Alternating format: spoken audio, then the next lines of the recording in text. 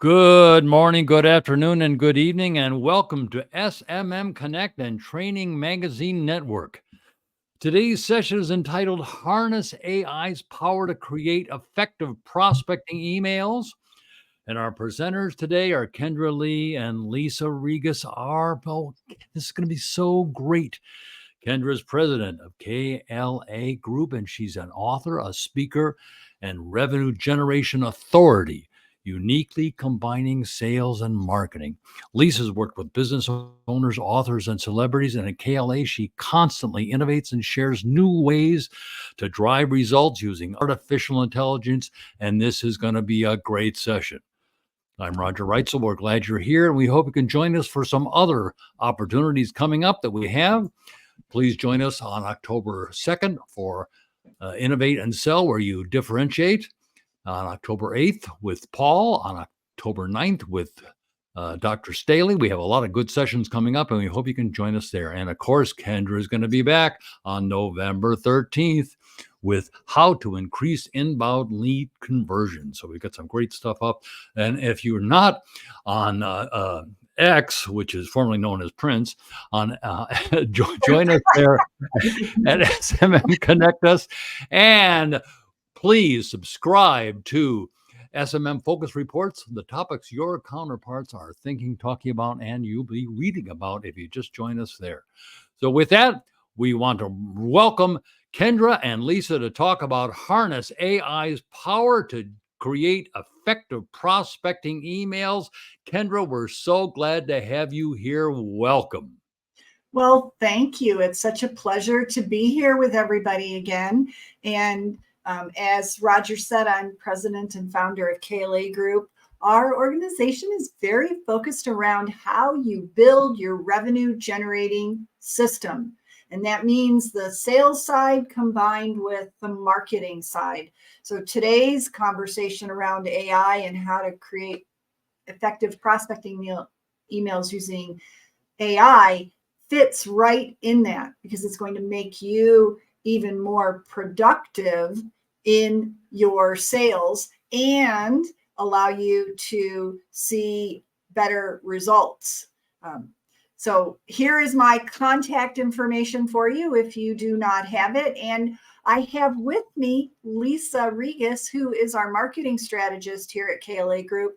Lisa is spearheading all AI for KLA Group, and she has been doing deep research on how do we use AI effectively, how do we help our clients be able to do that as well. And so Lisa is going to share with you what some of the things that we're doing here as we work with clients that you yourself can do. So Lisa, it's a pleasure to have you with me today. Thank you, Kendra. I am excited to be here. We will take questions throughout. So if you have questions as you have them, go ahead and put them in. We'll also have a bit of time at the end, hopefully, that we can take questions.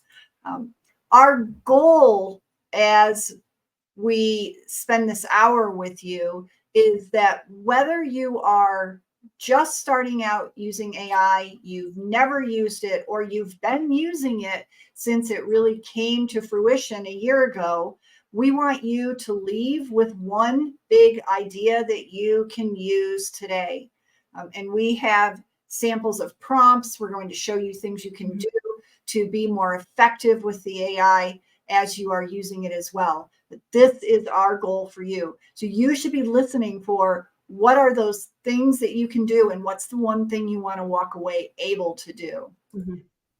We're going to start right off with a poll to give us a sense of where you are with using AI. So how often do you use AI to write prospecting emails? Or if you have a team, how often is your team doing it? I know there are a number of you who are in the training organization. So have you been training your team, your sales teams, so that they will be using AI? So give us a sense of where your organization or you yourself are in using AI to write prospecting emails? And as you're answering, I'll share that one of the things that we're noticing is the size of the organization often has something to do with the adoption of AI within sales. We see that larger organizations may put tighter controls over sales and not allow them to do as much with AI as smaller organizations do. It's the forward thinking companies that are saying, okay, there are ways that we can use this effectively. We're seeing it built into a lot of the CRM systems that people are using. And it's just a matter of how willing is an organization to adopt it. Okay, so Lisa, look at our numbers. We have almost half of the people who aren't, we should broadcast our You want me to results. broadcast? Okay. I clicked it so everybody Great, can see. great. So 40% who haven't but are curious. Mm. And then there are 23% where you're on the whole other side where AI is drafting every single prospecting email for you. And then we have people who are in between. Very interesting. Lisa, what are your thoughts as you look at these results? That is interesting results. And actually, I'm really excited about it because a lot of the things that we're going to talk about today are going to apply it, whether you have, just been curious and dipping your toes in, or if you've already been using it. So I think you're going to receive some great value. Wonderful. So Roger, I would say let's go ahead and close that poll and move it off. And Lisa, I know you wanted to start by sharing a pro tip with everybody. Yes, absolutely. So we're going to be sharing a lot of different strategies today. And they ultimately all come down to this pro tip, I want to call it, where it says AI helps humans best when humans help AI. And so that's what this presentation essentially is all going to be about, is giving you those tips and those strategies so that the way that you use AI is going to help generate better results for you and help be an efficient and time-saving tool for you as well. So first and foremost, I wanted to briefly touch on setting your business up for AI. So again, whether you've actually been already using AI or if you are just thinking about getting started with it, there's a couple of different things I just wanted to touch on before we dive into some of these strategies, because it relates to some of these tips that we're actually going to be talking about today. So we primarily use ChatGPT as our AI chatbot and virtual assistant at KLA. It definitely is the most sophisticated or one of the most sophisticated chatbots and virtual assistants that are out there right now. And it's the most versatile as well. Along with that is the topic of conversation around the protection of your intellectual property. So again, we're going to be sharing some tips and strategies that you can use within ChatGPT, but you want to think about some of this before you start using some of these strategies. Now, ChatGPT has a free and a plus version, which is the most popular right now.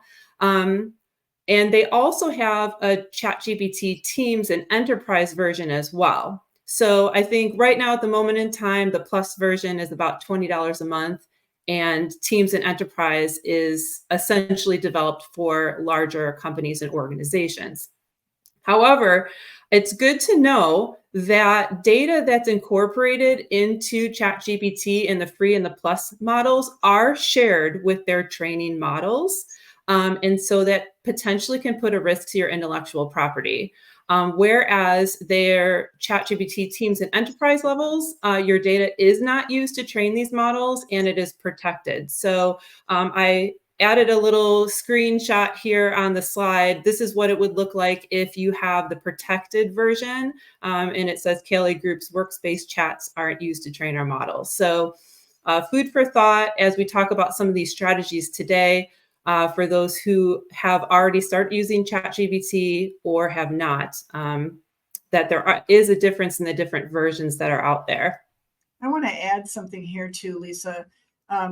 We're talking about you sharing, when you're using a tool like ChatGPT, that is ChatGPT learning from what you're doing in its AI workspace.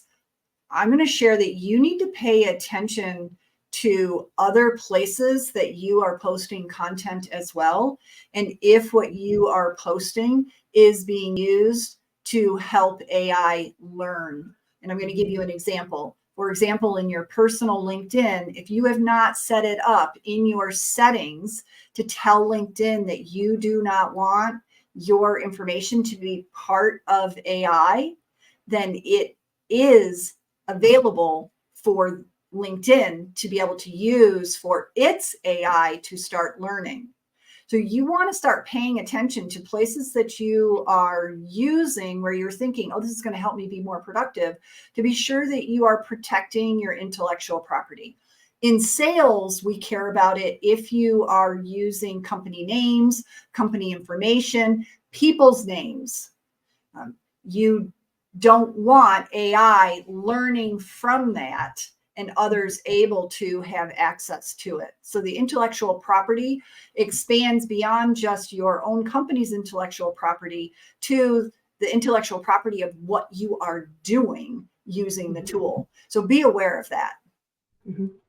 Yeah, it's a very good point, Kendra.